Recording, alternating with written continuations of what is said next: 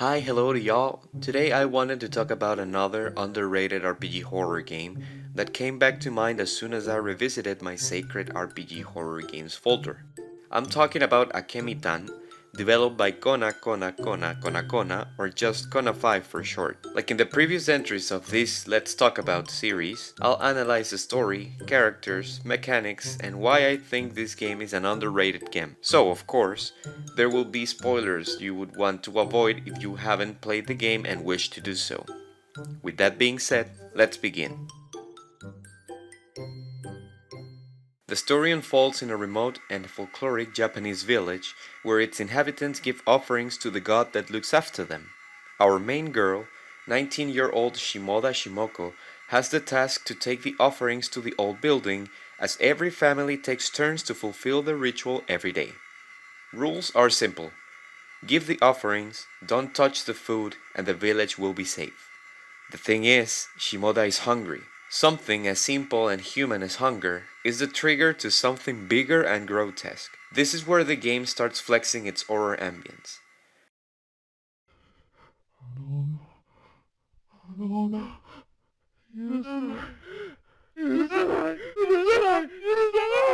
Once Shimoda returns home, we as the player find out immediately that something is off. We are alone. Weird sounds cover the atmosphere. Bleeding walls and the feeling that something is lurking in the corners of our own safe place, our no longer recognizable home. Maybe, and just maybe, this is the girl's comeuppance for breaking the tradition. Manifestations of some divine wrath take place. We see them in various forms, but the main elephant in the room would be this evil spirit in the form of a woman who stalks us throughout the game. Relentless, decided to take us down by any means possible. It completely breaks the cute RPG atmosphere and takes the horror elements to another level, as her presence combines a shocking look, unnerving sounds, and chilling background music.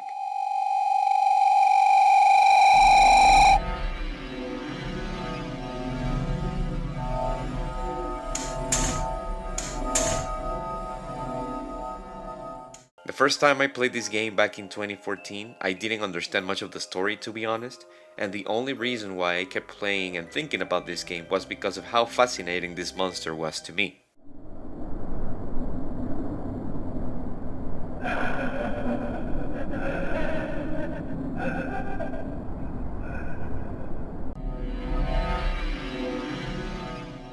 As we progress, we meet another girl called Akemi. Yes, like the name of the game, wink wink. Who is this girl exactly? Is she a normal person? A ghost? What's her role in the story? Because you know, if you're called Akemi and the game is Akemi Tan, you definitely are important. Such is the case as we discover the story little by little, and trust me, it can be confusing to understand because of typos. We find out that Akemi is a girl with special powers who lived in the village years ago, but was expelled from it thanks to the influence of her maid, a white-haired woman who Akemi shared a portion of her power with. Akemi was exiled and memories of her were vanished from the people she knew. We learn all this while the chief of the village concludes that all the chaos happened because someone ate the offerings for the O, and that a sacrifice had to be made in order to restore normality. Yuta, a friend of Shimoko, suggests that they should sacrifice Akemi as they found out that she's not from the village and doesn't have relatives or people who would question her dying to appease the O. Akemi herself reveals that she went back to the village precisely to sacrifice herself to save Ebiko, Shimoko's best friend, who ended up being the person that ate the offering, and in the end, Akemi's sacrifice restored peace in the village.